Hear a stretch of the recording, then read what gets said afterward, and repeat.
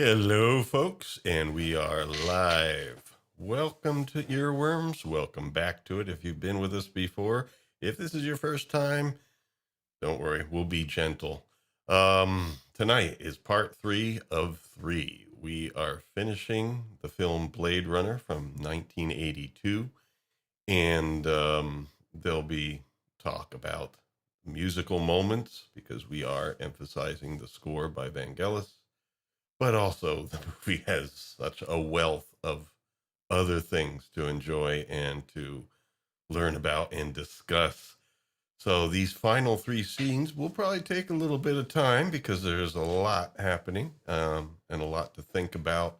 An excellent final act for this movie. And yeah, so enough of the praising and stuff. I am going to bring on my partner in crime in real life as well as in earworms. Please welcome Psyche Opera, also known as Liza Sahido.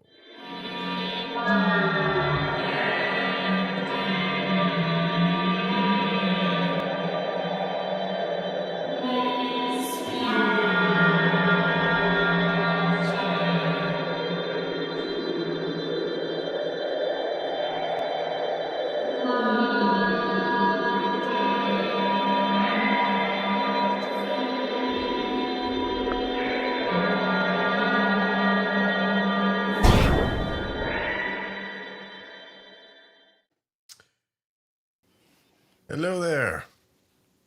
I'm going to join you in stealth mode here. There we go. Okay. So I think since we have some folks that will be joining us from the Brown Alliance, we're going to move on and introduce our final guest of the evening. And so I'm not too talkative and bore people. So please do also welcome the ruler of the universe. I think many of you know him well. And I think you've all been quite happy with his leadership of the universe. Please welcome Emperor J. Goodwin.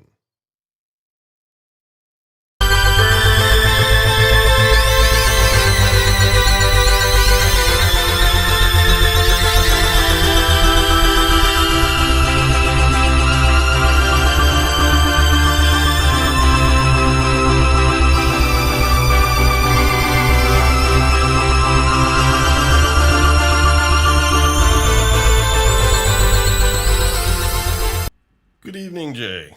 Good evening. I'm very happy to report that I won 99% of the ballot in the most recent imperial election. Oh, that's good. 1% of our population, sadly, will not be with us in the future. Oh, okay. Well, that's how you handle things there. Yeah, it'd be nice to get the perfect 100, wouldn't it? It's important to have unanimity in these things. Exactly. So anyway, we are going to be talking about Blade Runner tonight again, and sadly, this will be the last one because we are approaching the end of the film. I am going to call up our slides here, and that's not the slide, so let's click the right one. There we go. This is where we ended. We ended with this beautiful shot of Priss giving herself a bit of a makeup. Yes, I am sorry. I am trying to make sure that I have the chat up here in another window, and it just went to another YouTube page. Oh, well, that's fine. So anyway, Daryl Hannah, and you were saying you think this was one of her first roles? Yeah, it's very early in her career anyway. Mm-hmm. Yeah, and then going to my channel, I actually typed in Mr. Brown Alliance, which is stupid. All right. Well, there's similar, but different. Yeah, the Brown Wayfarer. Okay, here we go. All right, so I see we have a chat going on there. Welcome, common people. Welcome, Scott. Scott was early. Flav, how you doing? All right, folks, so let's get into this. So, Priss, we cut to this scene, and you just see her doing her makeup, and I think there's a reason for it. Everything in this film does have a reason. She came over to Sebastian's place, feigning being homeless and needing something to eat. Being a kind soul, he took her in, and I assume she did eat, and all that. Now she's settling in to be a little bit more persuasive, I think, because as we'll see, she's about to have a little bit of help in her endeavors showing up. Could be a And visitor. yes, I think that might happen. Okay, here we go. So what's next? And I think it's lovely seeing the clock on the wall.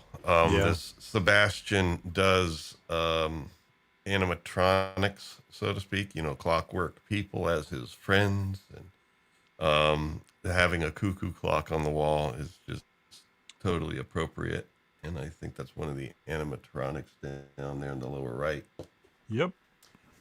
But great symbolism. And here we are. This is his kind of kitchen area, I guess. Well, I think this is more his And workshop area. He's taking a bit of a okay. nap, and Oh, that's right. They go to the kitchen later. Yep. Yeah, he's taking a nap, and his friends are kind of like sitting around, and Priss is checking him out. First him, and then some of his lovely creations. Oh man, That's something they that I didn't understand. Are these mechanical people? Are they biological cyborg things? they're mechanical.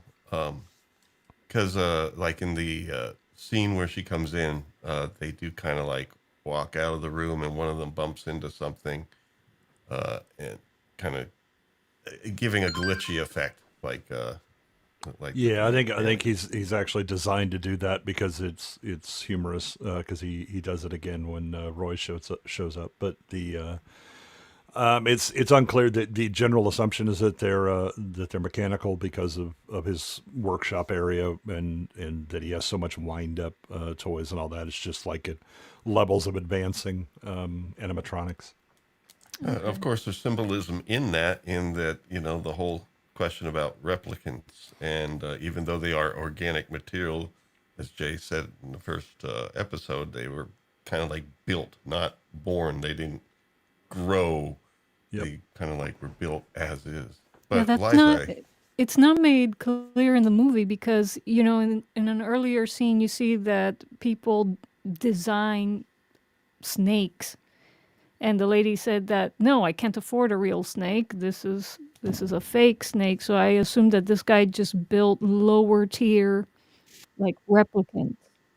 Like So the problem is that we never see like the general here. You never see him eat. oh, yeah, that's right. The other guy was in like a meat yeah, locker. Yeah. Hmm. yeah, Okay. and That sometimes they makes sense. stop, and they're just there, not really doing anything. A replicant would, uh, just like a human. In fact, it's hard to say whether they're human or not. I mean, Yeah, they're living because things. It's just they're engineered. Yeah. yeah, they're engineered, but they are life forms, human life forms. Really, I don't think maybe you could call them Homo sapiens, super sapiens, or something like that. But anyway, yeah, the movie does a great job of kind of like blurring the things together. It's like what is real, what is a machine, and so Yeah, JF has an interesting background anyway, which he's about to explain to Priss. That makes it doubly ironic as to what he does both for his hobby and his job. hmm okay. So he starts to wake up, and he notices her there. It's like, oh, what are you doing? And she's like, I'm just checking things out, so to speak. But he also notices that she looks a little different now. She's done her makeup and compliments her. At first, he says, you look different. She's like, just different. He's like, oh no, you look beautiful. But So he's a bit embarrassed by saying it. You can yeah, tell he's not a people person. yeah, and that's where we see outside somebody's coming to the apartment, which we did see earlier was locked.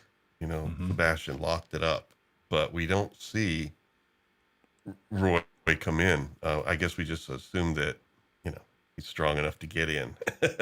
Or that Priss has unlocked it. Oh, that's true. But we didn't actually see what happened. But there we go. She's talking to him. Basically setting it up for her friend to arrive. But yeah, I think that's where the compliments were. And he's kind of like, yeah, embarrassed about it. And so we'll move along here to... Here we go. I think we're about to see... Ah, there he is. Gosh, Yeah, sure got some neat toys around here. Yeah, and Rutger Hauer. He does so much to carry this movie. Yeah, and especially this final act. Yeah. And so anyway, right now, Sebastian's like, "Oh, who are you?" Yeah, because she's like, "Oh, hi, Roy," and then he immediately like, "What?" And then you, see Rutger Hauer slide in and give his very nice line.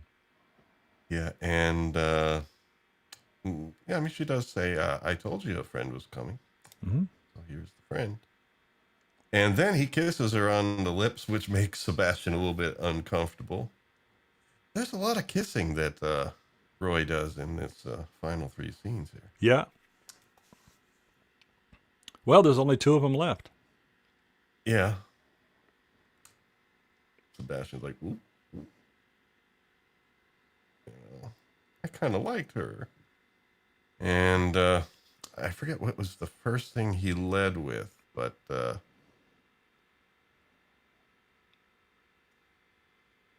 Well, yeah. Breakfast. JF's like, "Oh, you want something to eat?" And it kind of breaks up, and now JF has gone to the kitchen, and Roy is telling Priss that we're the last ones. We're the last ones. Yep. And she says, "Well, if we're stupid, we're gonna die." And he's like, "No, we're not." Well, Leader trying to provide confidence. Well, then we won't be stupid. Yeah. No, we're not. Oh, an audio cue. Oh, I missed the audio cue? Yep, 19 was right there. I knew there's a reason why I have you here. Okay, and we're going to go on over to our audio listening area. I have to load the video, folks. And I'm trying to remember what it was. I think it's music, because this was kind of like a magical scene. In this point, they're like near the kitchen, and the music was really profound for me, because it kind of like added to this magicalness and the choreography, the way like Priss moves and everything like that. It all just seems like, I don't know, it's kind of enchanting, which is what she's trying to do, because they want to influence Sebastian to let them see Tyrell. That's pause, and I guess I still have a little bit there, but I'm getting nervous with the YouTube bots. Yeah, but I love that. I love that first, the cogito ergo sum, and then yes, but now show him why. And then she does this acrobatic move, and then I'm just stick my hand in boiling water, and it's fine. Yeah, throw the egg your way. Yeah, to prove the point. And here we go. Got a lot in common. What do you mean? Similar problems. Accelerated decrepitude. Because it was explained earlier that Sebastian has a gland problem. It's Methuselah syndrome. Yes. Is that a biblical name?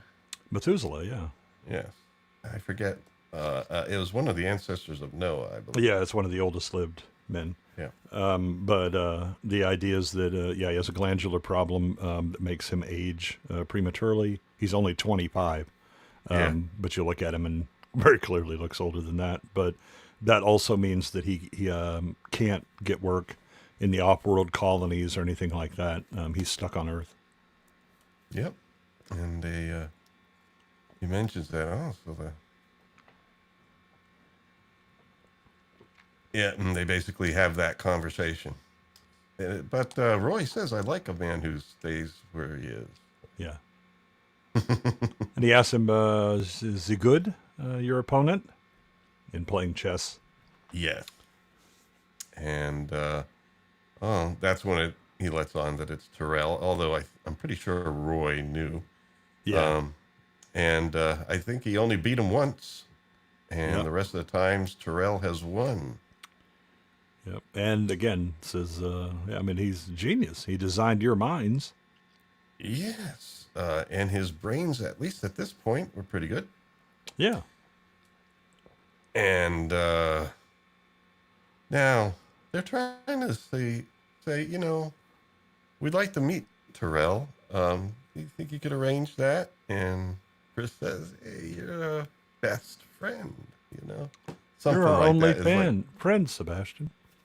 You're our best only friend. Yeah, I yeah, think is best what he only said friend. is. And, you know, trying to influence him. And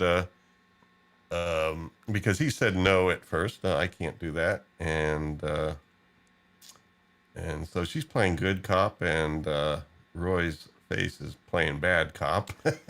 It's the manipulation that she's like, oh, I'm just a helpless dame, and then Roy's like, you know, we have to help her.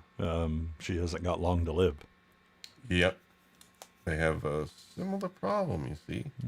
And then there's the eggs, and we see the eggs boiling there, and he's like, I think and then here we go. Now, he doesn't say it clearly, but I think this is a reference to the eyes guy. Yeah. We're so And, glad you'll help us. And in this cut, it doesn't, there's no indication as to what happened to the guy, but you have a feeling that he was killed, and we don't. Yeah. Yeah. But the thing is, since I haven't seen other cuts of the film, I don't know. There might be a cut. I don't think it ever shows, but you know, pretty clear. Roy doesn't leave a lot of witnesses. Yeah. So anyway, there we go. And they kind of giggle about it, and Sebastian doesn't say anything, but you get the feeling that he's going to submit. He's submitting. He's just not happy about it. And then, yeah, they're looking at each other. Yep. And there we go. The Tyrell Corporation. And we have a musical cue. Look at that. Yeah.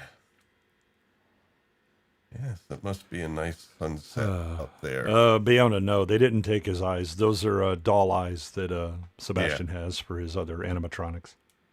I thought at first maybe it was like two halves of an egg. No, they're glass. Yeah. Alrighty. And this seems to be 2. So we're 12. That's because I keep the numbers from the older ones. All right, here we are. Okay. Very good, Priss. Now show me why. Wait a minute. Yeah, we already did that. the We're doing same one on. again. We should be on 21, right? Yep. Or you put in the wrong number, and we should actually be on 22. Who knows? No. This is the right one.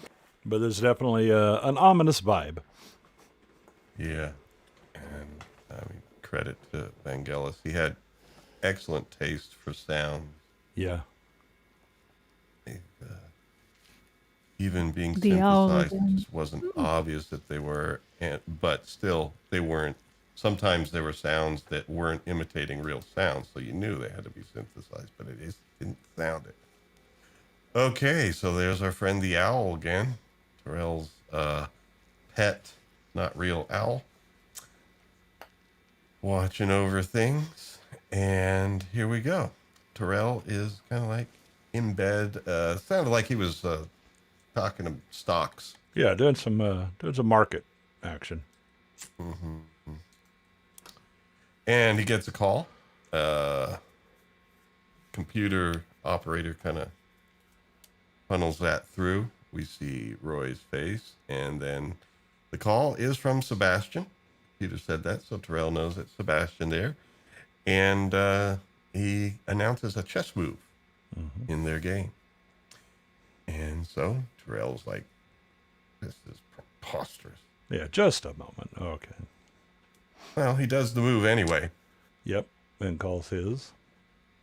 And takes the queen. The knight takes the queen, but he unfortunately got himself into a position where they could do the move which Roy announces because Roy, I guess, I is do a pretty good I do chess player. love Tyrell. Studying the chessboard is milk and cookies. Have you up late? Do you? And the Yeah, idea that oh, he must be having a brainstorm of some kind. You take advantage of those when you can. yeah, and especially when the move which Roy gave to Sebastian put him in checkmate. Yeah, So he's which JF isn't so sure about. It's Yeah. like not takes queen checkmate. I think. yeah. And so Tyrell decides, okay, you should come in. You because better he's come up. thinking, Yeah, he's thinking, wow, he must be on to something interesting here. And Yeah. it's like, well, oh, but it was beautiful here just seeing the I don't know, what would you call it? Kind of like external elevator going up the side of the building. Yeah, yeah. In the big pyramid. Yes. Sleep And pyramid then and the the all-seeing owl. eye at the top. Yep. So Definitely anyway, a Owlie symbology here. giving a look. Yeah. And Tyrell's just like, okay, Sebastian, I brought a friend. Yeah. And he says that so nonchalantly. I brought a friend. Yeah. And I think Tyrell pretty much right away knows Oh yeah. because he had a hand in making him. And he's like, I'm surprised you waited so long to visit me. And, I I expected think you Roy said sooner. something to the effect of, well, it's difficult to meet one's maker. Yeah. Or, Also, hard we to do. we lost 2 of ours on your electric fence, so we tried. So basically, he's asking him, what are you here for? And Roy wants a longer life, basically. And he mentions some things. It's like, have you tried this? Have you tried that? And for everything he mentions, Tyrell, spouts back some reason why it wouldn't work out or didn't work out. Yep. He even said they tried some of it, and someone died on the table with one of the procedures. But I think, if we remember from the beginning, Bryant, when he was taking in Deckard and basically briefing him on the mission, mentioned something like the failsafe was the 4-year lifespan. So it makes you wonder, if they really did want to make them live longer or not. Well, so what Roy is asking him to do is reverse the 4-year lifespan.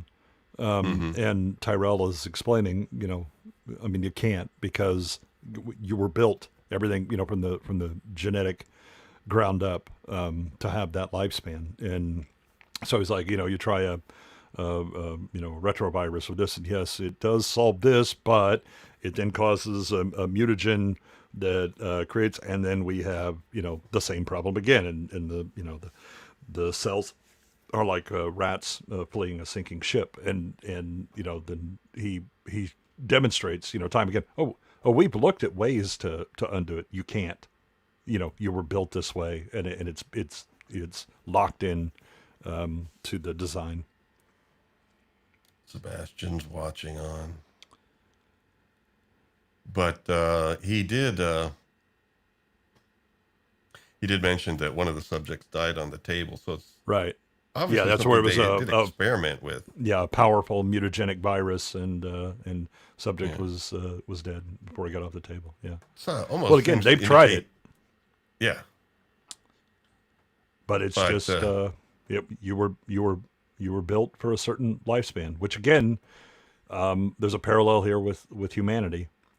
That well, let's try this. It's like, look, you have a set number of years.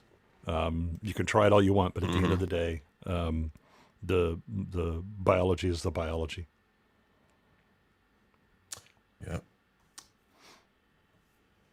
And but he tries to comfort him with the thought that the life that burns twice as bright lives half as long. Although You 4 have years burned is so pretty damn very, short. very brightly, Roy. Yes. I think that was kind of insulting for him to say because he lived his And, entire let life me as a see here. slave. There is the moment where, Yeah, I think that's a good point, Liza. The Roy, yes, has lived. He's lived as a slave, so he hasn't had choice. But the things that he has done are, things that no human really could have done. Again, he was designed to be, so much more capable. But with that comes a limitation in lifespan, and it's the trade that they made. But I think it's interesting that I don't think Tyrell quite understands the position that Roy is in, and part of that may be because he's the maker. Kind of the same way that I always joke because younger coworkers would be asking me about talking about parents, and they don't listen to me, but then some other person talks to them, and oh, of course, even though that's the exact same thing that I told them, and I always say you'll never be equal if I changed your shitty diapers. It's just locked in. I remember you when you were helpless, and I was the one that created you and raised you to a certain point.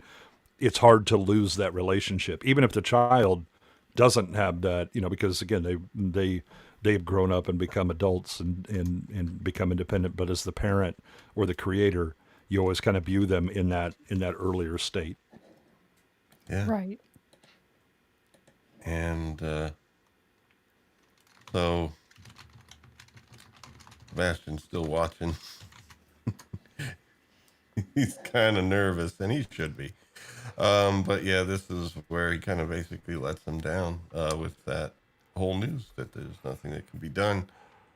And Roy Well, he doesn't does. exactly He does. take Again, he it says well. you burn, twice as bright but half as long, and so Roy, is like I've done questionable things, Oh yeah, but also extraordinary things, and he's like nothing that the god of biomechanics wouldn't keep you out of heaven for.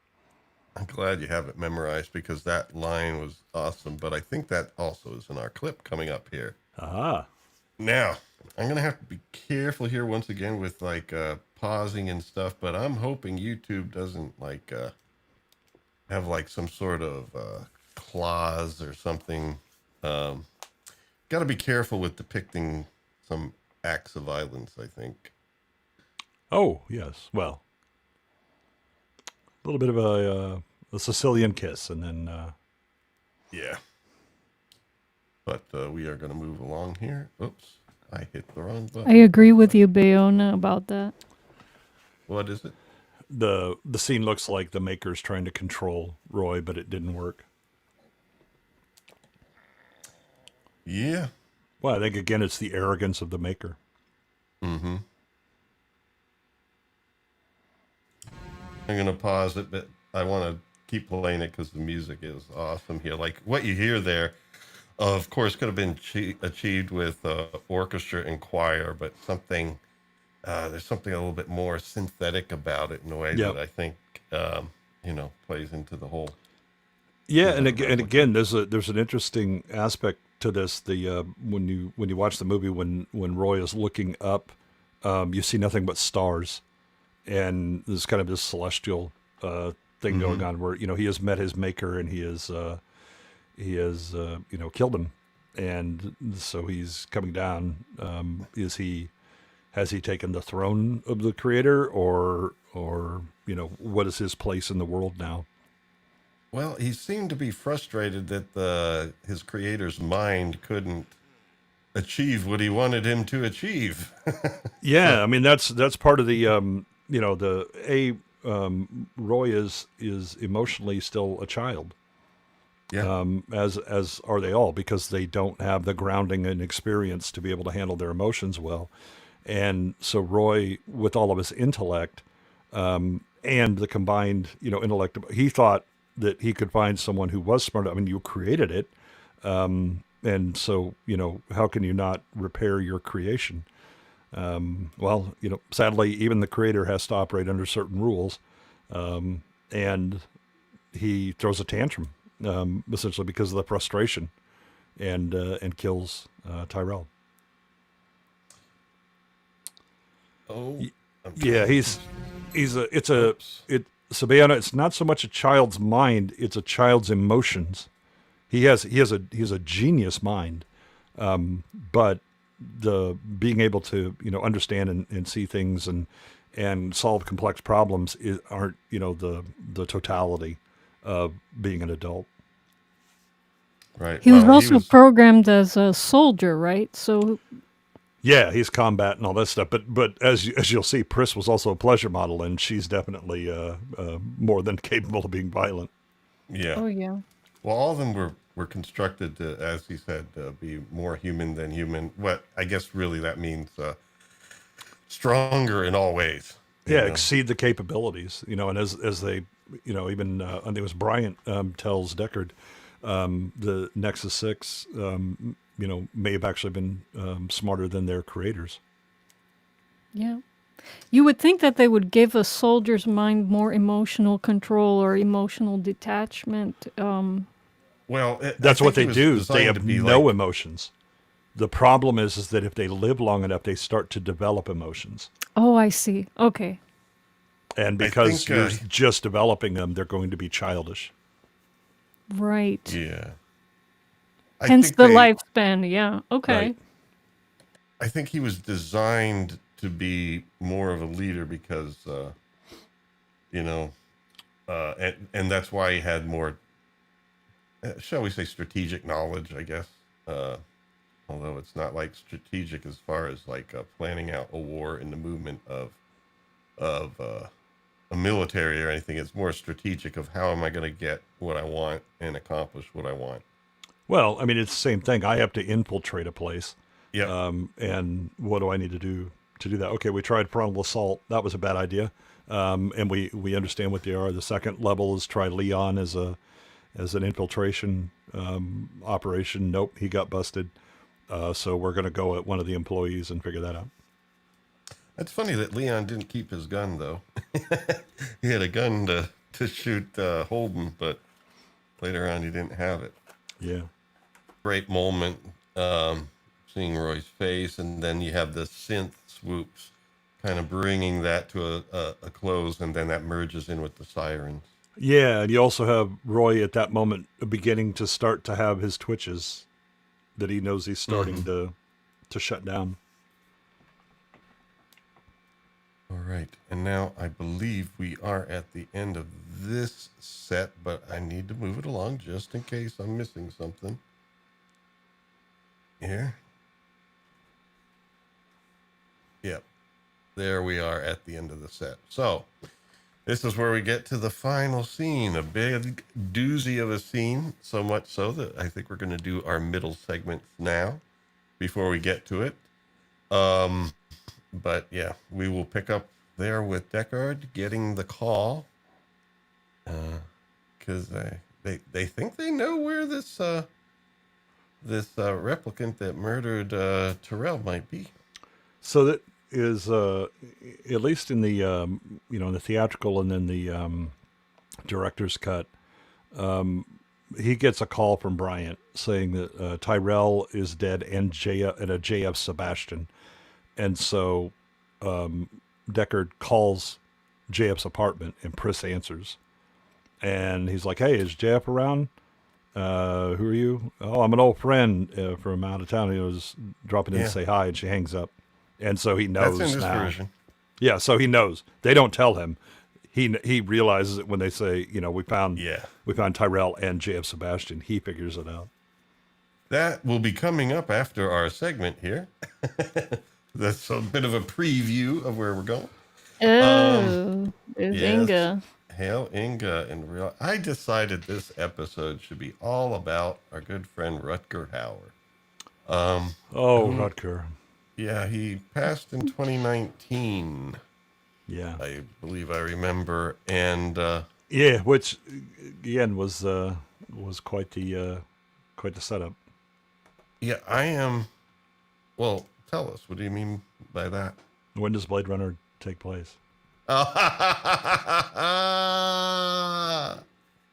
Yes, indeed. I'm just looking him Wow. up right now because I want to get make sure this is right. 1947 to 2019, so that's 72 years.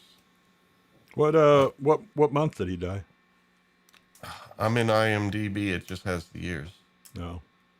I guess I could go to Wikipedia. Just don't go to Brave. No. Oh, that's the fun part, Jay. Yeah. They'll actually have his obit listed as Roy Batty. Oh Yeah, yeah, yeah. yeah. We're gonna have our fun here in just a moment. I just wanted to look this up. Born 22nd of January, 23rd of January. So just barely in Aquarius. That's cool. And 19th of July. So he didn't quite make November. Nope. This But movie anyway. lied to me. They mispredicted his death. They got the year right, but they. Alrighty. So yeah, 72. I mean, these days, you make it into the early 90s. But I guess he burned twice as bright. Indeed. So anyway, is this Rutger or is this AI? That's Rutger Hauer. And we have another option here. Is this Rutger fishing? No. That's No, a it is weird not. photograph. Yeah, he has some problems with the poles coming out of his back and then also in his hand, but something coming out of the water. There's a lot of problems going on with Rutger. Well, Yeah. he's a replicant. He could put nails. He's in his replicating hand. fishing rods is what he's doing. Yeah, he's Okay. Well, I guess not buying that one. no. Alrighty. And then how about this one? Nope. Nope. Well, they merged him and Harrison Ford. Yes. What did you ask for in this prompt, mister? Just a picture of Rutger Hauer and Harrison Ford on the set of Blade Runner. Huh. It wasn't dark enough to be Blade Runner. Well, so I'll let you in on a bit of a secret. One of the ways to detect AI images is that the average light levels are always right around 50%. So if you have dark, you will definitely have some high bright areas to balance it out. So because of that black jacket, we've got to have those lights shining right at us and, big bright highlight on Harrison's coat. Ah. It's part of the way that those images are generated. Yes, indeed. I'm just looking here at Rutger Hauer's IMDb. Has anyone seen, what is this, Hobo Hobo with a shotgun. with a Shotgun? Yes, never I have. seen that. Is it good?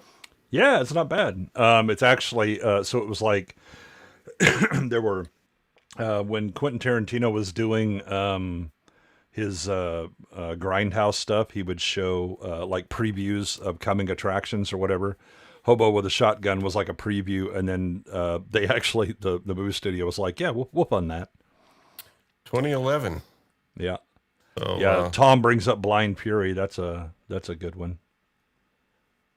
yes. They don't actually have that towards the top of the list, but yeah. I've Yeah, heard and then that. what was the one he did in the early 90s? It's also like a cyberpunk kind of movie with he's like a cop that loses his partner, and then the city is like partially flooded and all that. I'm trying to remember what that. I'd like to see. I'd like to see more. It's actually. It's only 4 that they're showing here. I guess they need the paid version or something. But there is actually soon after. What do you call it? Blade Runner. He did The Hitcher. Yeah. 4 years later. Saw that one. And 1982 Blade Runner. Yes, we know that, folks. And Sin City is also listed here at 2005. Yeah, he's the head of the government, I think. Yeah, Liza mentioned she saw him and thought he was familiar and said he always plays a bad guy. Yeah, Rutger Hauer was in 174 movies and TV shows. Okay. He was busy. Yeah, Nice. that's good. So here, Oh, there he is. Youngling. is that a real photograph? Yeah, that's Rutger. Yeah. And we know he likes chess. Split Second is the movie I was trying to Ay, think of. ay, ay. Oh, no. No. Rutger, you need to put more nails in your hands. You're having some problems right now, sir. Yeah. Will AI ever get good at hands? Or faces. Or anything, really. Now, is this Rucker on set? No. It looks like that, maybe. No. It looks like Rutger and Max von Sydow had a child.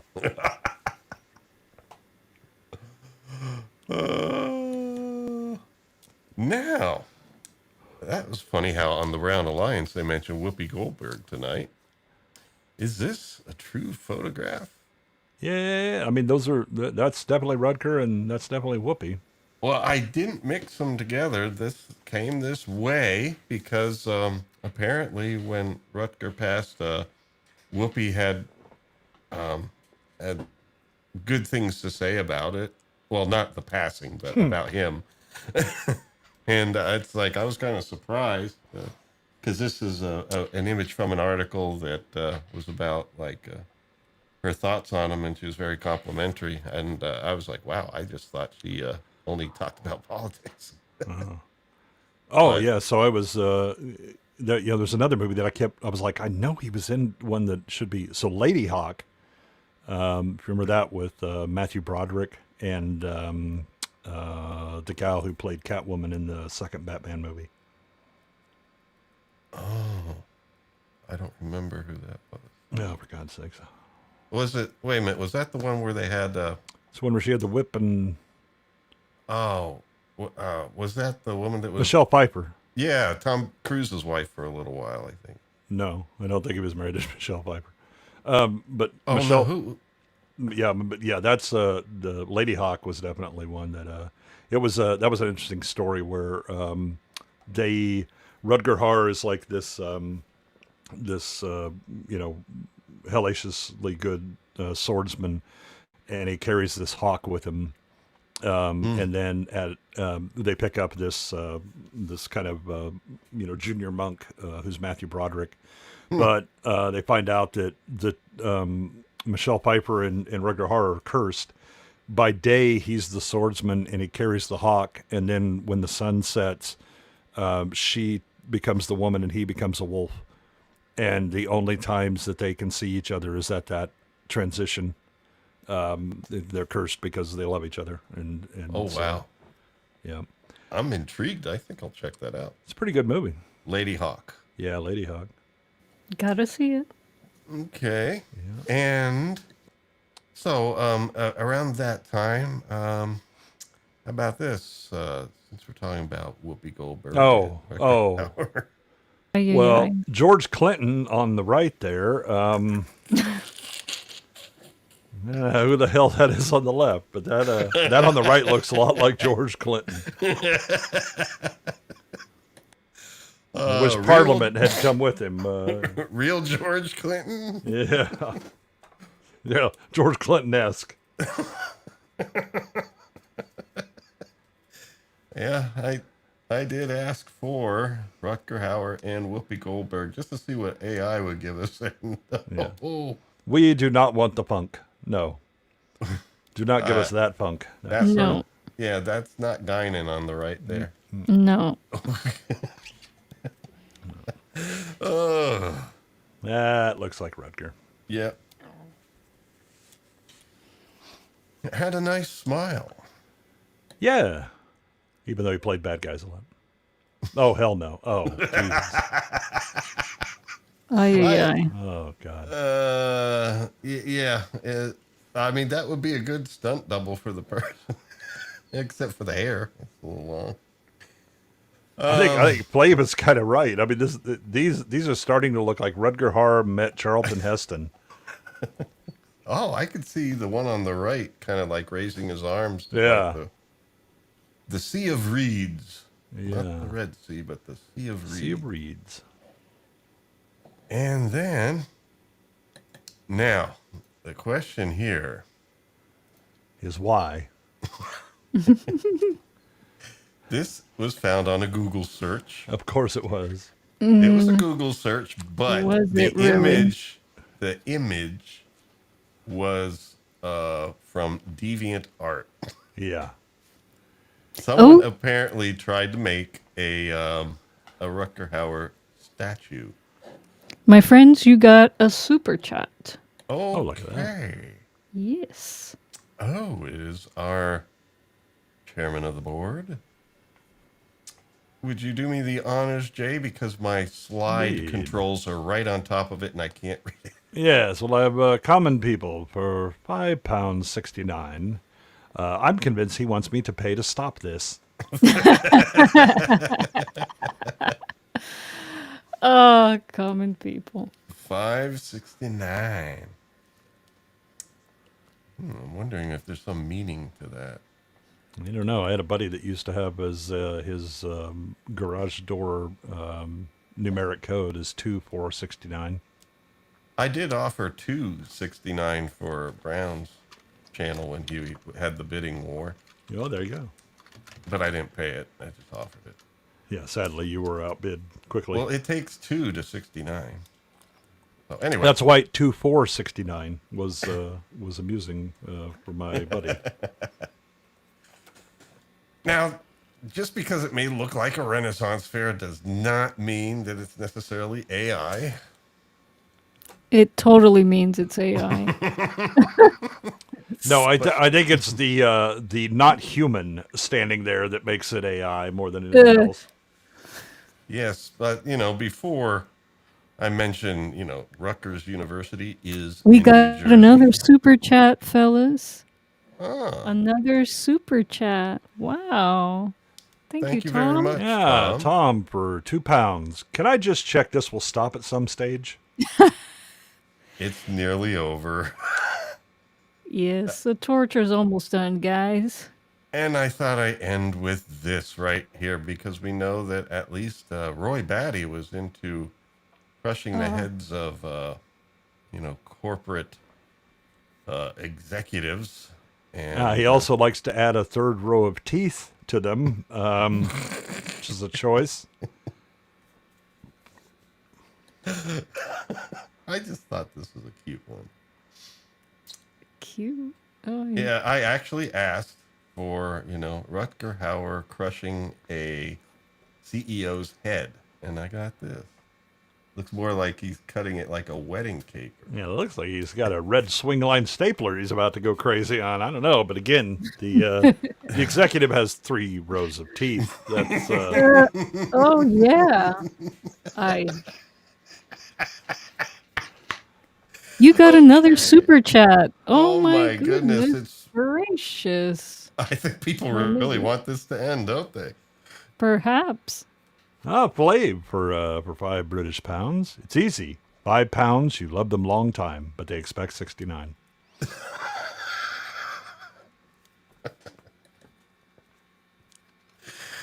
Well, I don't think I'll elaborate any further. Please, dear God, don't give us AI 69 anytime soon.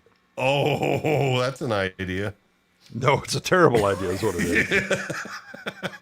Terrible. Liza, I leave that to you to ensure that he does not try and deliver on that. I am the quality control here, and I will ensure that will not happen. Yeah, you better filter the hell out of that. Oh, you got another super chat, mister. My Oh my gosh, goodness, you need and to do this- more I AI. I was just about to Yeah, more torture. Yeah. Well, Yeah, it's our beloved Scott Hotbed for $5, just making sure you remember to stop at some point.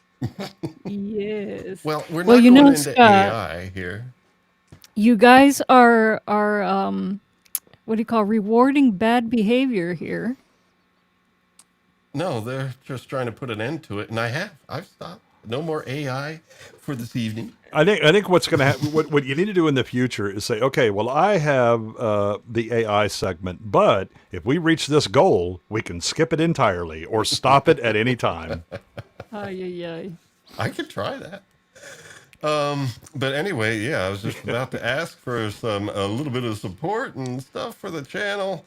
But actually, instead of showing you again the t-shirt options, because I think you guys have already seen the options in the past, but yes, we do have a what do you call it? A stewer. bonfire store. A stewer. Spelling stewer. optional on Yes. stewer. Ah. Oh, Or are we doing this because of Rutger as German Ay, heritage? ay, ay. well, I think the E and the R keys are next to one another, and one of them came first. Ah. It should have Ay, come ay, ay. second. Spell check, mister. Spielchuck. Yeah. Spiel. Yes. Where? Yes, our spelling is good. We do have a stew on bonfire. Yeah, stew. Stew it on the bonfire. And we have lovely options such as this. These are all listed in the store shelf below the video and everything. And of course, we use sustainable fabrics. Bonfire we're using them because they have a guarantee, and it's an official one, that they do not do sweatshop labor. So all the fabrics that they have are, made by people who are not being treated Who are like not AI. replicants. They are not replicants and are not in sweatshops. So I assume none of the fabrics from China.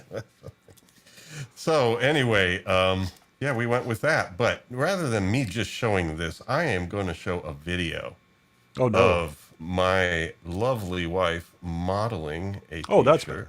I'll take that. Yeah, This I is your am real loving wife and it. not your AI wife, correct? Not AI wife, Okay. right?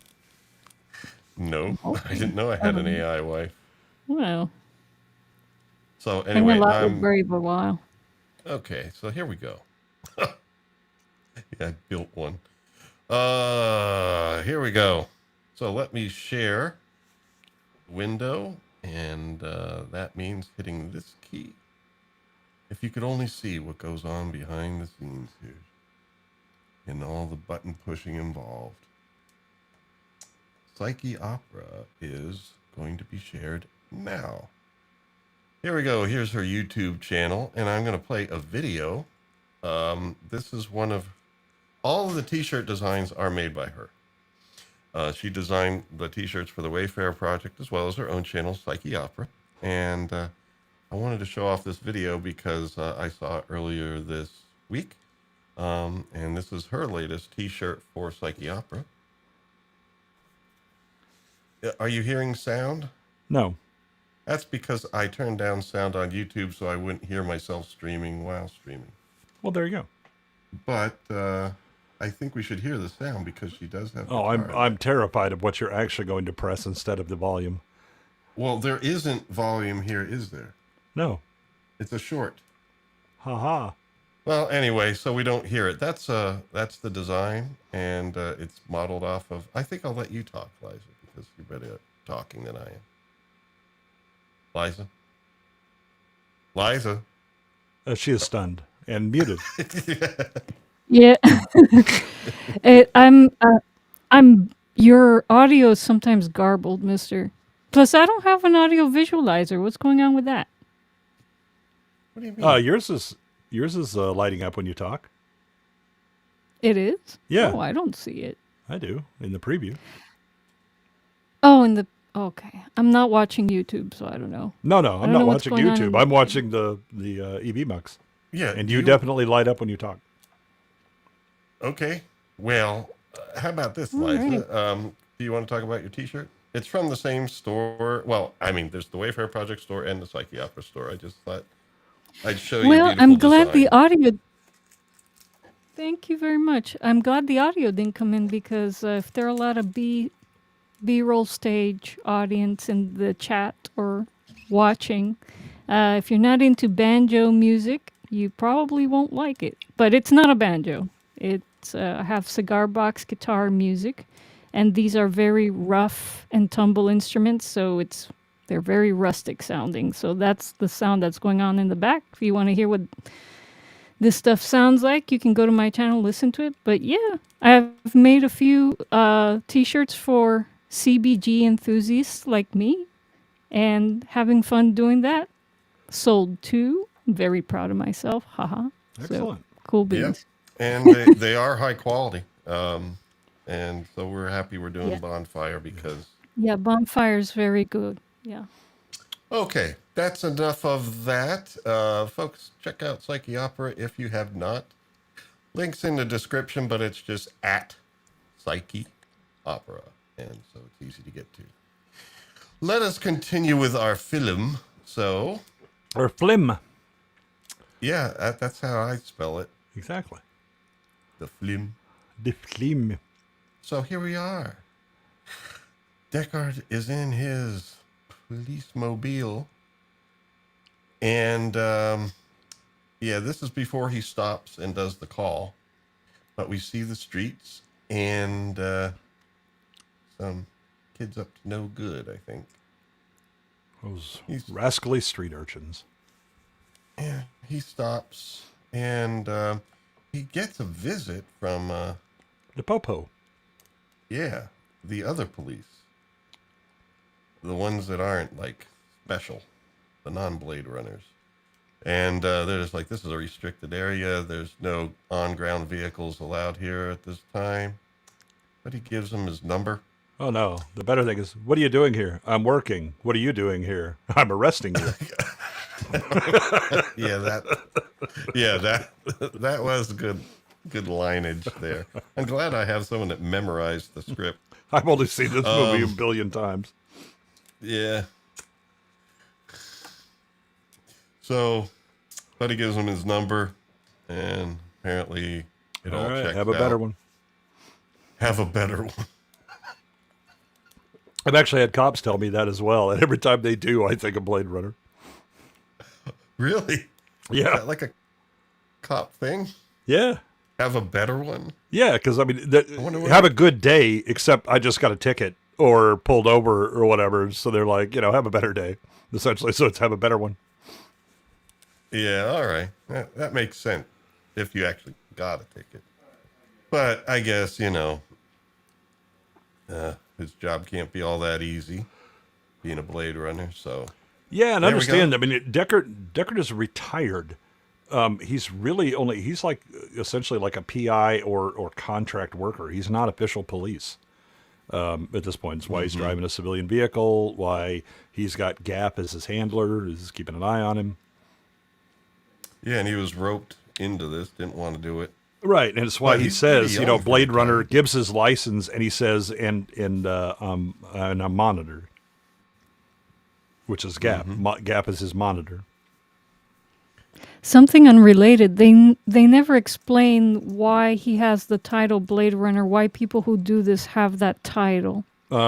It's interesting. It's in the original thing that the people who were sent after, they were called Blade Runner units. The reason, now the actual reason is that Ridley Scott thought that was a cool sounding name. That was actually a problem because there was a book that was already entitled that, and they ended up having to pay. I think if you look in the credits, there's a special consideration to William S. Burroughs for allowing the use of the title Blade Runner. Because remember, the Philip K. Dick story is can androids dream of, do Yeah. androids dream of electric sheep? Yeah. Which is a bit odd. Yeah. Probably not the kind of thing you want to have on your movie billboard. Yeah, especially since the replicants not androids. Well, Although I again, wonder- the story is much different than the movie.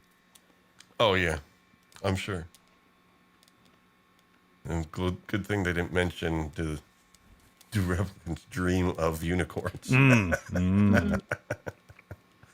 So anyway, here's a phone call, and he's calling up and pretending to be an old friend of J.F. Sebastian, and Priss just kind of hangs up on him, and That's he's like, no way to treat an old friend. yeah. So he basically knows what the deal is. Yep. Time to head on He over to the knows. Bradbury and see what's going on. Yep. So he heads on over, and Yeah, this is interesting here. Yeah, he lost a hubcap There's- at least. Yeah. People have no respect Oh yeah, that's why he gets for other for, people's property. parking in a restricted area. Get your car stripped Mm-hmm. while you're in it. Yeah. Oh, wait a minute. I have a musical cue Oh, right here. Yes, arriving to the Wait a minute. Yeah, Bradbury. yep. Like last time, there was confusion about that. Whether it was That's because I Bradbury was or- like half asleep and I kept saying Bradley, and then I was like, no, that's not right. Why is my brain is Yeah, like okay. whatever your mouth is saying does not match up with what we're trying to tell you. Yeah, because we're all about accuracy here. You know, we don't want to give Edward almost the wrong credit, Yeah. or anything like that, because that doesn't go well. Wrong guy, and he's all right. So here we are. What are we doing? 213. I mean, no, 23. Sure. Yeah, there we go. Looks right to me. Yep. All right. So I just thought the musical sequence was awesome there. Yeah, just like it's just that little 2-chord and then the little, descending, glissando going on there that the da dum. That's all. That's here. Let me play 2 chords, but they're a little off key and in minor, and it just sets you on edge a bit. It's there's nothing big going on yet, but there's a bit of mystery here. Oh yeah, and it's suspense Yeah. basically. And so here's where we left off in the video. He's getting ready to go in, and we just see the image of Priss there. I think she changed her makeup again because she needs to look a little bit more like an animatronic. Yep.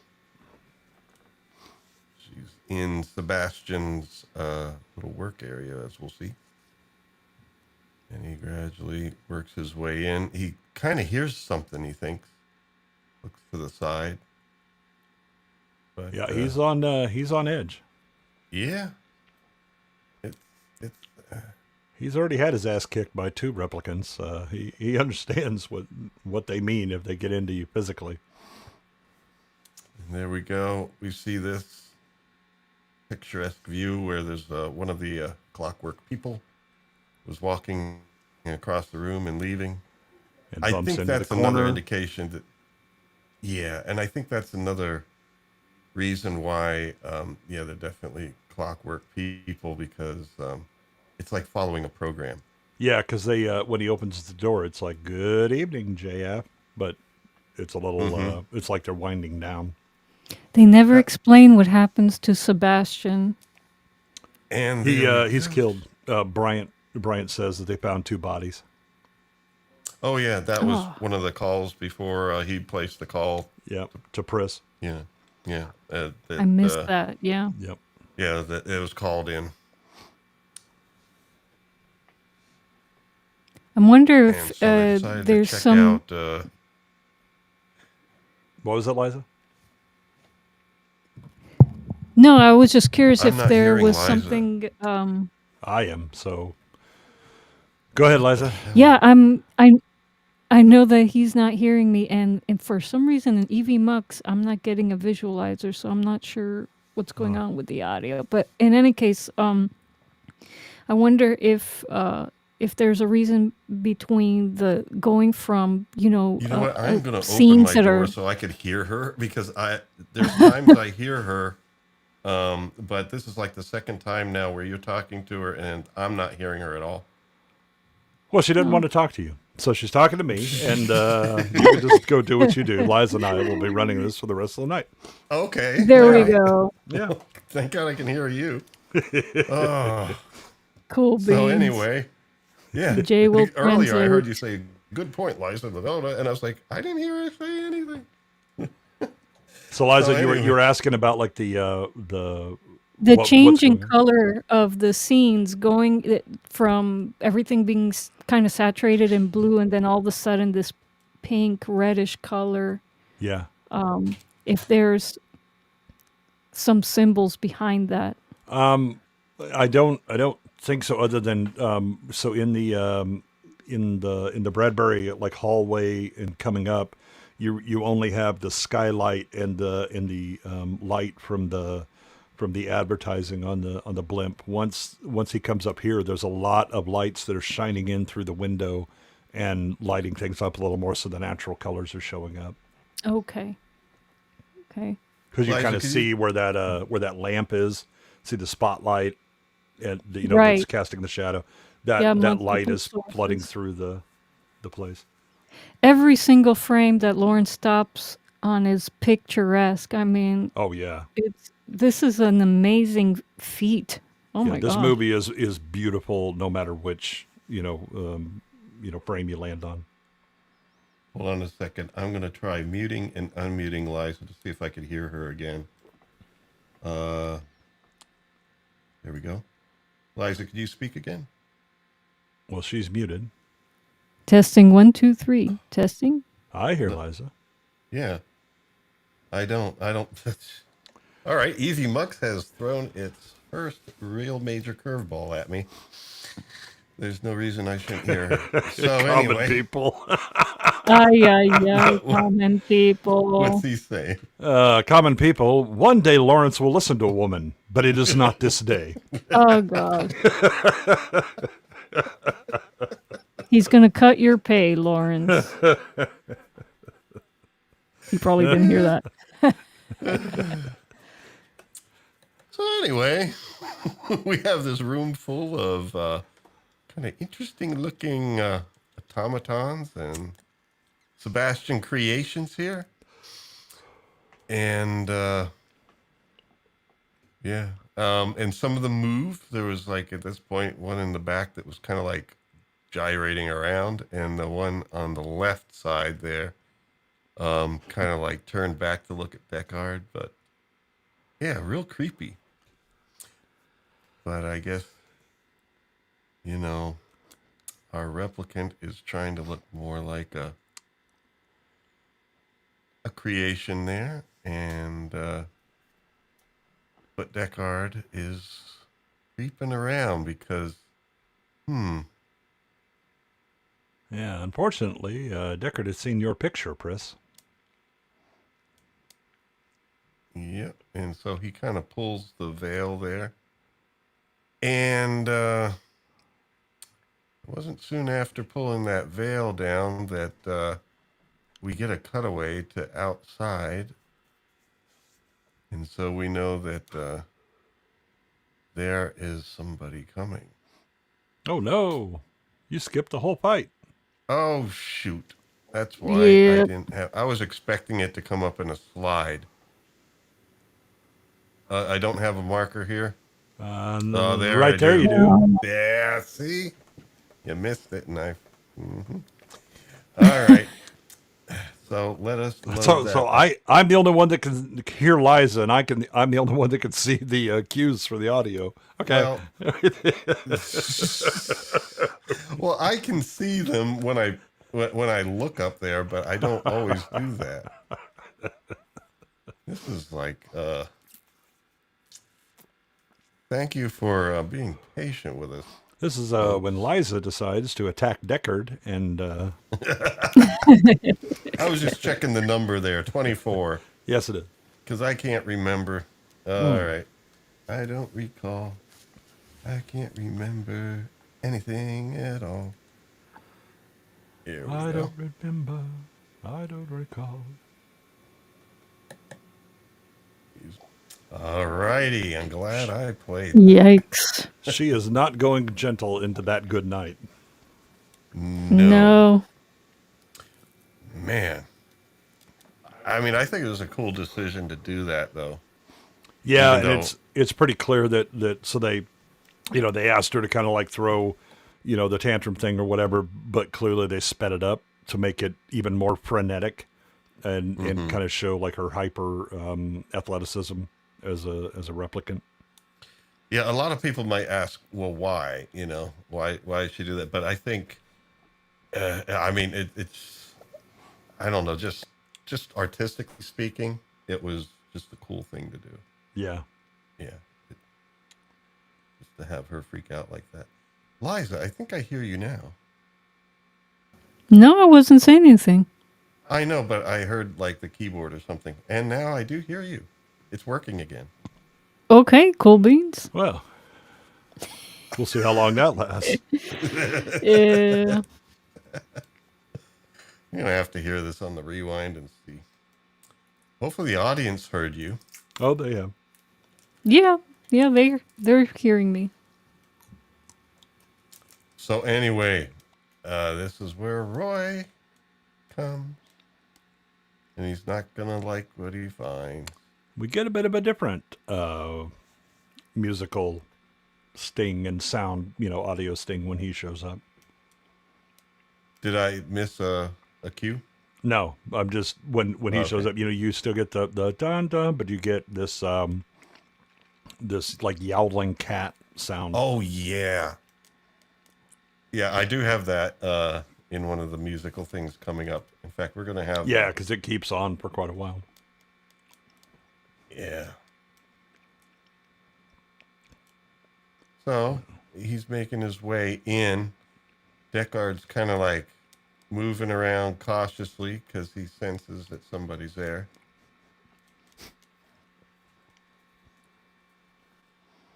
And man, I mean, it is creepy AF. Mm-hmm. I mean, especially since there isn't a decent light in the place. Nope. Well, he's trying to set him up, right? I'm gonna try and find a place to hide and see if I can get a shot on him because Roy is the one you really need to be afraid of, as if you didn't have enough reason to be afraid of the others. Yeah, and there she is on the ground. Roy sees her, and then we get our third kiss, because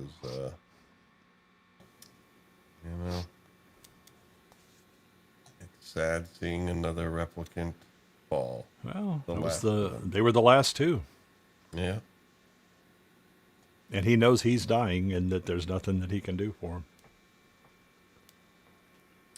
yeah. Anyway,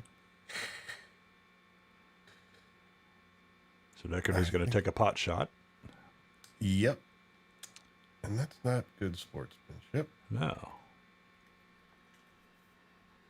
I know that I have a cue coming up soon. Okay. There we go. That's the shot. And, yes, Roy says something to the effect of shooting an unarmed man. Yeah. That's not sportsmanlike. Because he really seems to have this thing in the sequence where this is almost like a sporting activity. It's like a hunt. He's the hunter. Well, so part of it is you've got this man that's been going around killing his friends, and he knows he doesn't have much time left, but he's going to show you why he is a superior design. Mm-hmm. And basically, it's at some point Roy does get a position on him. It's dark and gloomy at this point. I'm trying to see where that point is. I did. It's Roy punches through the wall and grabs Deckard's hand, and then yeah, decides to help him with And his there's- grip.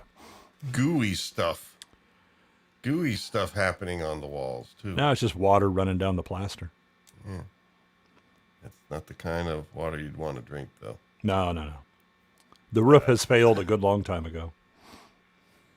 So, yeah, these are all real dark. But anyway, yes, he does get a hold of Deckard's hand and decides it might make it more difficult for him to fire a gun if he has some broken fingers. Exactly. And I think he breaks 2 of them. Right? Yes. One for Zora and one for Priss. Poor Leon, he got left out. Ah. I guess he figured Leon had it coming to him anyway. I'll just break those, and then I'll give you your gun back and let you Yeah. let he you gives hold him the on to gun that. back. See It's how like, that works for you. Go ahead, take your shot, as long as you can shoot straight. Yeah. But even shooting straight, I think we'll see right here, didn't work. Yeah, he's busy getting his fingers broke right now. Yeah. Still fingers. And here's your gun. You go ahead and have that back now. Yep. And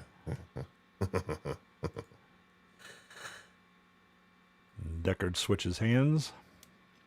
yeah, I'm not so good with my left hand either. So Well, Deckard's better than you think, yeah. because it clips his ear. Oh yeah.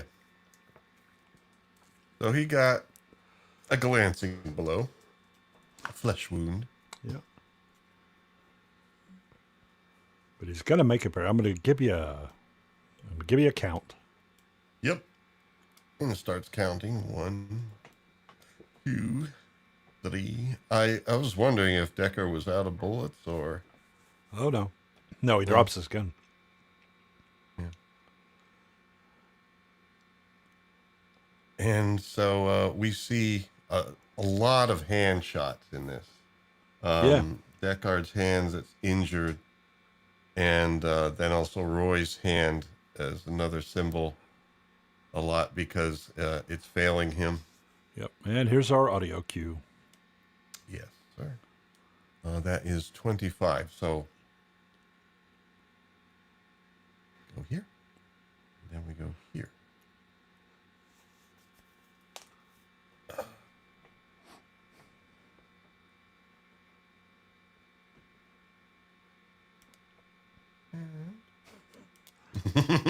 I'm coming. I love it. And yeah, hold on here. I gotta put up one more slide, and I believe, yeah, I'm gonna have to load the other ones because there was a 100 slide limit. Oh no. Oh, I wanted to get this whole scene all in one set of slides. Yeah. But I had to split it because I took so many. Yep. And so here we go. I have the other slides here. So anyway, it was a moment here where I think Deckard heard something that got his attention, and he was wondering if Roy was there. He's close. He's close, but not quite there. You're echoing. I don't know who you're picking up, but I'm hearing you. Yeah, I think that was Liza. Yep, that was me unmuting. Yeah. Okay, so Oh, here comes Roy. yeah, I'd like the. I mean, just I don't know what to say. It's just the shots are so good. Yeah, he's stripping down. He strips down to kind of just this animal thing. He's Yeah. He's he's fighting for life. He knows he's in his last moments, and so he's reverting to the animal nature. And animals don't wear clothes. Exactly. And so we see out here the gun. I mean, he's just not really able to handle it, I guess. He drops it when he's climbing. Yeah, so more dark shots that I don't know. Love Kinda the like light poetry. rays and everything, and you just see him moving as kind of this shadow, and then, ha-ha, I'm here. Yes, and see he's you. rattling the fence. And And at the end of this shot here, he actually does start climbing up a little bit. So yeah. And then No, he's been climbing. He sees him because he drops the gun in his climb. Well, I mean that Roy actually starts climbing a little bit. Yeah. At the end of this shot. Well, Roy works his way up. Yep. And here we go. More broken hand shots. And broken roof. Yep. Yikes. This would explain why why there's so much leaking going on. Yeah. But in this, it's like the, shaking hand, shaking everything. And here's another hand shot. Yeah. This is Roy's hand starting to betray him. Perform. His body's starting to shut down. He's like, no, a little bit longer, not now. Yet. I had to turn away for this. When he bites it. When he sticks a nail through his Oh, that's palm. yeah. Eesh. Yeah. But the idea is like just get it functioning. Here's one last mission to achieve. And there we go. We just see some, I don't know, I guess rotting wood, and he pulls a knife out of it. A nail. Yeah, good old rectangular nail.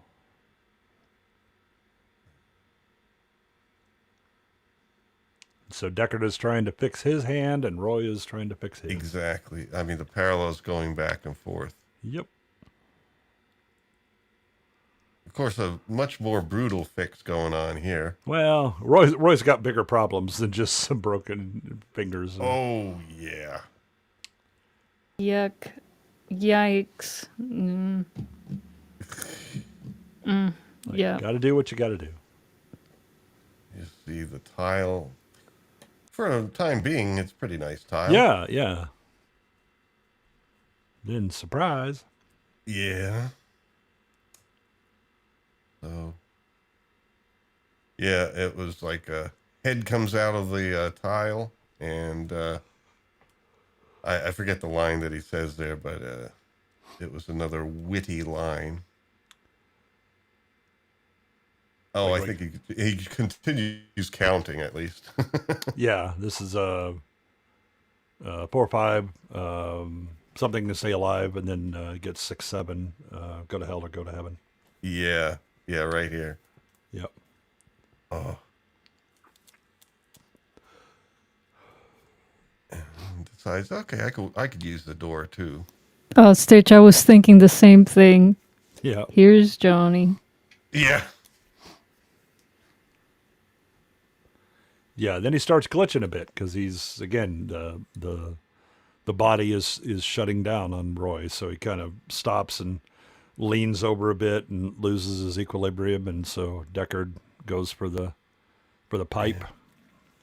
And he said something about you have to be alive to play the game. Yeah. And if you don't play, you can't win. So The whack. Yep. With a completely functional iron bar, I think. And Yeah, I think it's just a pipe that he's ripped out of the... oh, okay. Gets a few good whacks on him, and Roy's just like... That's the spirit! Yes. That's the way you do it. Again, it's like, I'm... let's go. I'm dying and in a constant state of fear and knowing that my end is near. Why don't I welcome you to the party as well? Yeah. Precisely, yeah. So Deckard starts trying to figure out, all right, I got to keep climbing.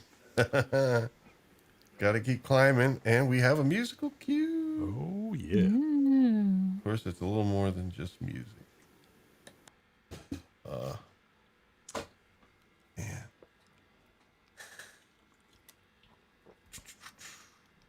Clicking the right things. At least I'm a little bit smoother than I used to be. Well, Even so yeah, you have Deckard. he's fighting for his life, and that's what Roy is showing him. That's what we've been doing the whole time, right? That if you are put in this position where, okay, you're going to die, you're not going to go easy. You're going to do everything you can to stay alive. Where he enjoys the rain for just a moment. Yeah, lays his head there, and then They timed it with snap the and go. thunder, Yep. yeah.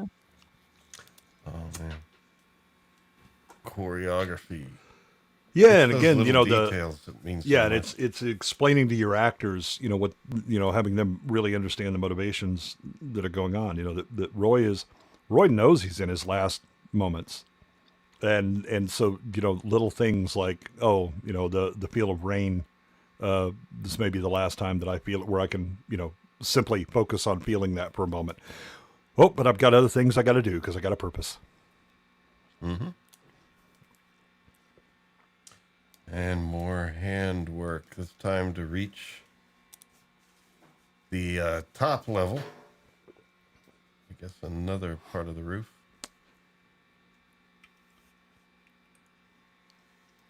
Yeah. Keep going vertical. Maybe I can get away from him. Yeah. And even then, I mean, it whether it makes sense or not, his response will be to flee from danger, to try and stay alive just that much longer. Yep. And so he's got to take a little bit of a break here. Lays back. Made it up there after great effort. But Roy is still hunting. Yes, indeed. And here we go. So we're on the roof now, the real roof. And this is where he decides he needs to try to get to another roof. Well, that's because Roy comes bumping up out of a hatch. Yep, and Yeah, we're on fortunately, 27. I get to play this. I fortunately get to play this rather than try and narrate slides. Too bad we can't just watch the damn thing. Well, I mean, we can, just not here.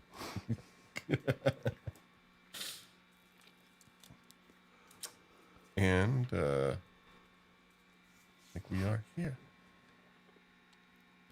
Now, this one is going to be a long sequence because I wanted to capture everything and not break it up. Yeah. So I'll have to put about as much as I could get away with there in one shot. Yep. But Wow. Yeah, and there's a duality here, right? That A's taught, Deckard the fear and all that stuff, but Roy at the end wants a witness to his last moments, right? Because those memories, again, as he says, that they'll be lost in time like tears in rain. That would include his last moments, except no one would be there to have witnessed it to begin with. right. And at the same time, I mean, obviously he knows that, I mean, his end is now, but this whole sequence might have been a way to try and teach a lesson so that someone who would live on might think differently. It's his only chance at immortality, and that's all of our chances at immortality. Right, to be remembered. But I think he's also trying to maybe make a change for what he thinks in his head are his people. Yeah, I mean, whether that works or not, I mean, he's talking to someone who really doesn't have that power. But I think it's more at the individual level that, I've given you a sense of what this, what my life is like. But at the end of the day, because I'm dying, I have a increased value for life in general, and I want to be remembered. Right. So I unfortunately didn't have the guts to also keep going to get that line. The famous line from Gaff that's coming right up. Yep. But you've done a man's job, sir. She won't live. But then again, who does? Yep. And so we move on. That's where we're at. And that's when he delivers the line. It's a shame she won't live. But then again, who does? Kind of like indicating to Deckard, yeah, I know you. Maybe you have some feelings for this girl. Well, he's been trailing him, so. Oh, did we get hit? Why? Because chat is booing. Not sure. Either that or they're booing you because of. Oh, stream unavailable. Stream suspended for policy violations. You played too Oh. much. Okay. Now give it a minute and it should come back. What do you mean come back? So they'll suspend you for like a minute or two or something like that, and then they tend to bring you back. And unless it's a hard hit, if it's a hard hit, then you're done. But usually they do like a warning pause. Okay. But so anyway, should I keep doing the slides or? No, you're done. You're no longer streaming, at least for the moment. Well, I mean, if we come back. I mean, if you do, yeah, you're just gonna have to. You're gonna have to stay away from Eraser says we're back. Eraserhead says we're back. Flipping YouTube, we're back. Yep, we're back. I guess that sequence was too long. Yeah. So We're back. Yikes. Oh. Yep. Behold the joys of the copyright gods. alrighty. So anyway, well, I don't have any more clips to play. Well, all right. Then we can get on. So everybody's on this clip here where, yes, he delivers the famous line. Yep. And then Deckard's coming back to his place. And there we go. Because Gap has mentioned, she won't live. But then who does? And he's like, oh, shit. Did Gap kill her? Did he retire Rachel? Well, and he's, he's got his gun out, and he's looking around. Yeah. Oh, yes, And- Stitch. We know this well. Yep. Well, he then kind of looks down at where Rachel would be or should be, and has the gun there ready to go, pulls the sheet aside, and she's there. He lays his head down to see if she's breathing, if she's alive, and turns out she is. Yep. And then, do you love me? He's like, I love you. And do you trust me? I trust you. And so So we got to get the hell out of here. Yep. They're going maybe, I don't know where, but Wyoming? Not here. Wyoming. So that's basically it until we see on the floor. Unicorn. Yes. Now, this is where I have to ask. You've seen earlier cuts of the film. Mm-hmm. This was always in it, right? Yes. But Deckard's unicorn dream wasn't. Right. So I'm wondering what they were originally saying with this unicorn. Yet when he finds it, then you hear Gap again saying she won't live, but then again, who does? Mm-hmm. Right. She's the unicorn. She's a Nexus that was that Tyrell was working with, who had memories and had more emotional stability and all that. Now, in the theatrical, you have a voiceover that is basically what Gap didn't know because I read Tyrell's records that she didn't have the 4-year lifespan and all that. Yeah, it is 2 BS. That's one of the fallings of the theatrical is I like the idea of voiceovers. I don't like the content of some of the ones that they use. And the end is them like driving off into the country with the end themes playing. Okay. So I'm just wondering how the unicorn kind of mixes with her. Because she's a unicorn. There's no other Nexus that has memories, that has the emotional stability. Right. And, by the way, this is one I'm going to, that Gap is going to let you go with. Yeah. So basically, it's, well, she's not going to last that long. So 4 years is about it at most. But then again, who does? Yeah. Yeah, So again, anyway. Eraserhead, I like the narration in parts. I definitely don't like the ending. And I don't like the voiceover where well, I found out something. That she didn't have a lifespan. Leave it vague, because he's willing to go live with her for however much time they have. Oh, man. Yeah. I guess I'm glad I didn't hear that one. Yeah, it's theatrical cut has some issues. Yeah. Then again, all of the cuts have issues. Right. Yeah. But it's one of those things where it, Oh, you lied to us. it really didn't need a sequel.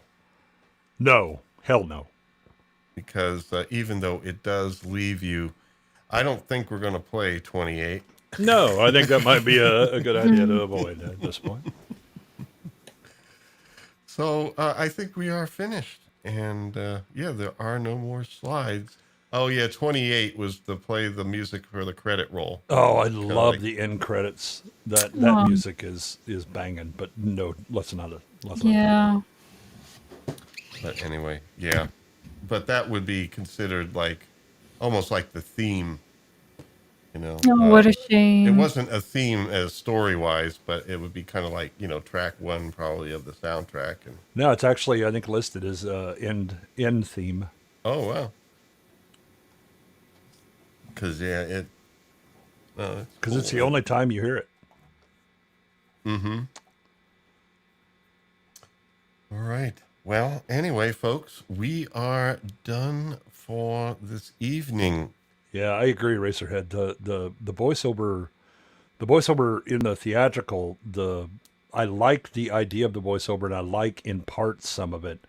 It's just that ending bit that I'm like, that's stupid. Stop that, because you undercut the idea that Roy is trying to convey, that you have, you only have these moments and you're alive and then you're not, and so much like Tyrell tells him, revel in your time, however much you have. Mm-hmm. So I will let the floor open for any of our chat that would like to, if there's anything more you'd like to say or, talk about. I'm interested in hearing Liza. So Liza, again, you'd never seen this movie before last week. What was your overall impression of Blade Runner? Well, my gosh, there's so much to say. I should have come with that question. I should have prepared for that question. You should send me your questions in advance to Mr. Goodwin. No, there's no Mr. cheating Answer. on these tests. The film is impactful in every way, visually, sonically. It is almost perfect, and the message, man, well, being on the more libertarian side, it does speak to me a lot. Mm-hmm. And so, yeah. But that's all I have for you.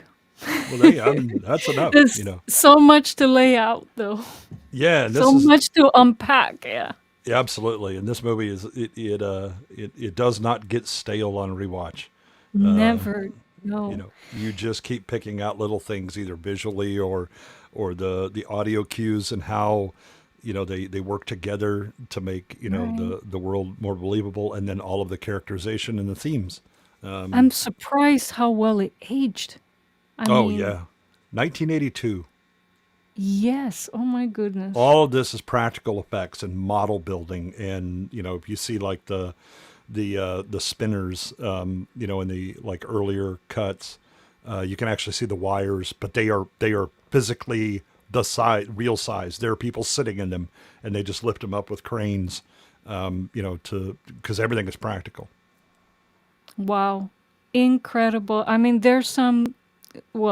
a lot of today's movies are not going to age well. It's like that looks cheap. This is going to be a timeless film. Yeah. Well, it's so artistic because like every, Yes. Yeah. Every I mean, frame is like a painting. Yeah. yep. And by doing that, by making it a little bit more surreal, you get rid of those things that can easily age a film. Yeah. Except for maybe that 59 Cadillac. Yeah, well, no, I actually love that it still exists. That there's some guy somewhere that's still putting that thing together and running it. There's some hilarity with the some of the brands that are no longer with us, but were absolutely relevant, and at the time you would have thought would have been Yeah. everlasting. But so that this world is really put together by a futurist named Sid Mead. And Sid, he'd done work on a number of things, but he was he had a very good idea of, okay, if you're telling me that these are kind of what's happening in the world, then you're going to have these things, and if you have these things, then it follows on that these other things would necessarily have to be in existence and all that, right? And so everything that you kind of look at is practical, and it's dirty, and it's the well understood, the idea of the here's the spinners and all that. You see him kind of flying in flight lanes because you just can't have everybody flying everywhere, right? So you have, but he's reproducing what you would do with like you do with airlines, that you have certain lanes that you fly in based on timing and all that stuff. There's a lot of thought put into it, and I think that's part of why it ages so well. Yeah, there's little things like CRTs, but there's no way that you could have seen the ubiquity of flat screen displays now.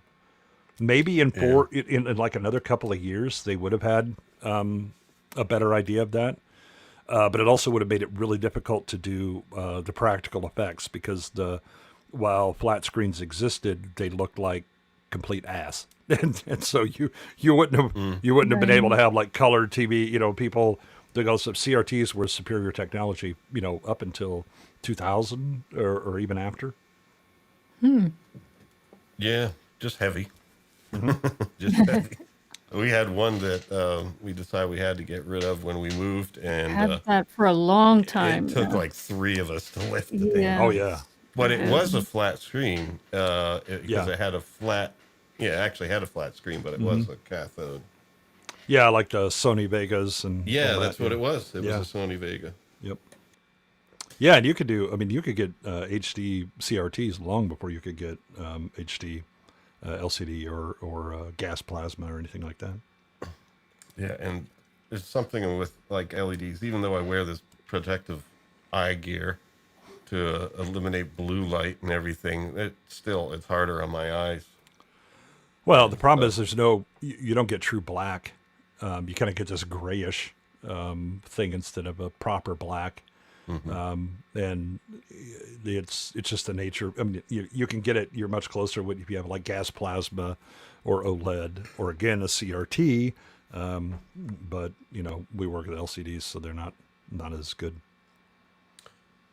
Yeah. All right, folks. So I guess we are winding down for this evening. There's next week will be a surprise because it has not been decided yet what we're doing. Ooh. Hopefully, Mike Gorley will be able to join us next week. He was under the weather this week. Oh.